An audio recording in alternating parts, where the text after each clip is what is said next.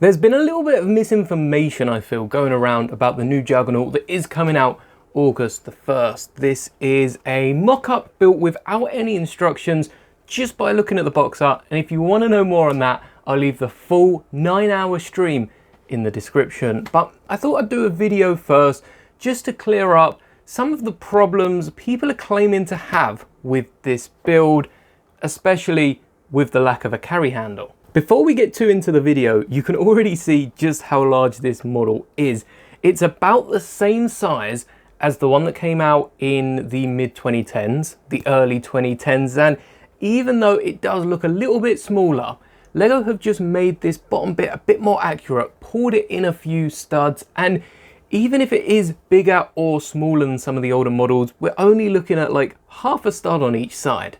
If I open up the interior, previous models have also been able to fit a roughly minifigure scale AT-RT. Here's a little mock-up of the one that comes in the new battle pack, much smaller at the 1/45 minifigure scale. And this one falls apart a lot easier. This is definitely not a play model. But if you bend up the legs of this AT-RT model, don't have to do anything to the top half, we can still get those antennas up. You're able to fit this inside the AT-RT with the seats, no problem, fold it up, and it's ready to go. In fact, there's probably enough space to fit a second as well. Because whilst this model might seem smaller from the outside, I definitely think it's because of this thinner undercarriage part. It looks like you've only got about 6 studs of space. You can open up this model and really access absolutely everything on the inside. Here you can see just how well the AT-RT actually fits inside, where there is not just one, not 2, 3, 4, but 5 seats for the 4 Nova Corps troopers and Ki-Adi-Mundi to fit inside. If you'd like a bit more space, you can pop off this 1x12 plate right here, and there's much more space for larger hands like mine. At the front, we have 1 seat for a driver, where there would be a 2x4 sticker for the control panel and a lot of visibility. We then have the middle portion here, which does have its own roof that connects just on top, and even a little section back here if you want to stand a few others. The only disappointing feature, at least personally for me, is the back bit here. You've got 1 seat for, I would assume, whoever wants to, man this gun back here. But there is also a space on top, which if you have a trooper sat down here, you lose this half of the back, and under here, you can't even access without pulling the ship apart. Putting it back together and closing it all up is real simple. Most of these parts are on hinges that fold straight down. The only complicated section, whilst I was building this across 9 hours, so that's quite a long time of play, there were a few instances where I would knock the stud connector in here, which does hold this up a bit firmer, and oh, now I'm recording a video, it seems to work perfectly, but there were a few instances where that stud wasn't aligned and it just was a pain in the ass to try and line up when it isn't aligned. We also have an extra little platform up here for another trooper to stand in, but as I don't have the official set yet, I guess we're just going to stand Ki-Adi-Mundi there instead. With a minifigure standing up, that brings our height to about 23 centimeters with this stand fully erect, and it's about 31 centimeters long. So how does this scale up to our in-universe model? Well, in-universe, this ship is meant to be 50 meters long, slightly longer than the MTT, which it does scale to the same MTT that's coming out in the August wave. It's slightly longer than it. I think that was beautiful, but I think it's probably also meant to stand a little more off the ground. That makes this ship right here approximately 1:160 scale, which is tiny compared to the regular 1:45 scale we're used to working with. If you did want to build a minifigure scale model using this, well, the pieces just aren't here to attempt an alt build. But in theory, if you did build everything 64 times bigger, that gives you a good idea of how big a turbo tank actually is. The only other issue I've seen mentioned a few times with this is the stability, and quite a few LAN members now have come out and said just how fragile this is to pick up and throw around. Well, yes, okay, one of the sides did slightly open when I slammed it on the desk, but I haven't really run into that model since building it. And again, I do have to say that I built this based off the box art. I haven't built this exactly how the Lego instructions would want you to, because, well, I have a few pieces left over.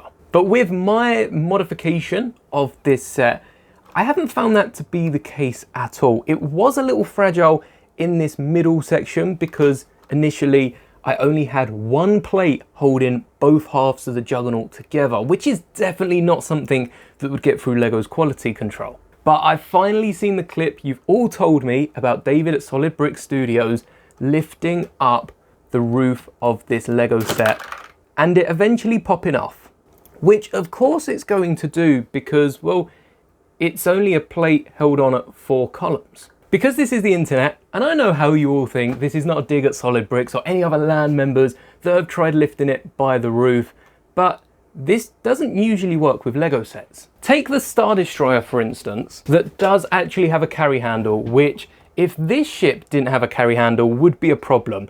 The Star Destroyer is made for swooshing around, whereas the Juggernaut tends to have all its wheels firmly on the ground. If I was to try and lift the Star Destroyer by the top plates, I mean, it was doomed from the start. Little pieces start falling off, and it's actually in a worse shape than the Juggernaut. And that doesn't matter where you try to pull the plates from, these front bits fall off too. Maybe the AT-M6, nope. Ouch. Or the R2-D2, that doesn't work either. The Slave one, nope. And especially not any of the display helmets. In fact, carry handles aside, it tends to only work with some of the... Not this ship. It tends to only work with some of the smaller ships like the Deltas, and I'm sure the play scale and Microfighter Delta aren't too different from this custom minifigure scale Kenobi Delta, because the ships are light enough to just pick up and fly around by really any part of the ship.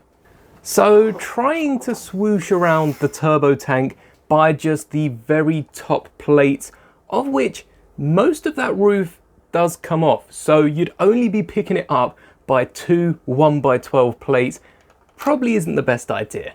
Even with that one stud holding the sides from being crushed in, I'm sure with enough pressure on the back section focused on these hinges, you probably could try to crumble it inside, because as soon as one of these pillars comes loose, the whole system goes down. But I found this model to be quite secure, especially given ships like the AT-TE recently released, which wasn't exactly a sturdy model itself. It did have a carry handle, which stopped you touching any of the plates on the outside.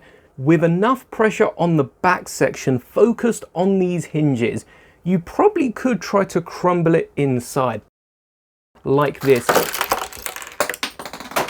That's what you call karma for making a video about how sturdy this model is and then doing exactly what you said not to do. And that's putting a lot of pressure on the back here.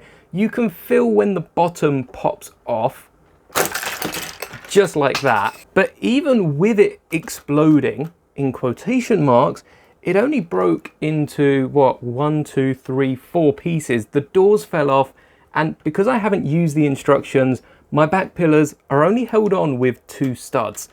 Surely Lego's connected them better than that. So as long as you are fragile when you're picking it up from the middle and you don't throw it around too much, you're gonna have no problems with this thing breaking. But as soon as you press into these points here, right at the bottom, you pop the middle cores off of their studs. 2 studs connecting either side. I really hope Lego have a stronger connection with a bit more clutch power. 2 studs isn't a lot. We've got 4 studs on the front, and that seems to be the perfect sweet spot. My only complaint about this, besides the fact that it comes with Chiari Mundi, is the fact that there's no way to access this interior here. I feel like this should have been hinged on, and these should be some 4x4 elements that fold down and allow you to get some troopers inside. And whilst you can just remove this entire panel to access the interior, it's not as good a play feature. And for someone with very big hands, it's a very awkward piece to put on after you've built everything else. But something that is really fun is the wheel mechanism. You'll notice my desk mat is very smooth and only causes 3 or 4 of these wheels to spin. This front one or back one is not having any of it, but on carpet, that is where this is best. The wheels will all move together backwards and forwards, and they also bend up and down for changes in terrain. It's not too extreme. You could probably get a brick or 2 up or a brick either way, 1 brick up, 1 brick down if you are building a mock with this, but most of us are going to have this displayed on a flat shelf. I do think Lego have quite a big hole in the market for some rough base plate displays that they could sell alongside the set, but they're taking enough of our money as it is. So do I recommend picking up this set day one? No. In fact, this is probably bottom of my list for recommendations day one. I've got another video up on the channel, I'll leave on the end screen, of checking out the prices on lego.com compared to parting them out. And the only 2 exclusive pieces that are brand new for August 1st are 10 of these 6x6 wheels in a sand blue color right on the outside, which after hearing all of your feedback in the live stream, I think most of you are probably going to swap them out for a light bluish gray 6x6, and you can always fit some sand blue quarter tiles or a round 4x4 on the inside if you do care that much about accuracy. And also on the back end here, we've got some brand new 1x2 slopes, which are these elements that were introduced all the way back in the flying Ford Anglia, but in light bluish grey. And that's where I've used these old 4-hole grill slope pieces, which do the same trick. And I'm happy that they managed to dig in the visor at the back. The little windscreen has been given some depth, which is definitely missing from the front. But stay tuned for the video where I build this without any instructions. If I say so myself, I think I've done a really good job. And now you've heard what I have to say about the Juggernaut, I'd love to hear what you think in the comments and whether or not you agree with some of the points that I talked about in this video. Thank you so much for watching, and until next time, may the bricks be with you always.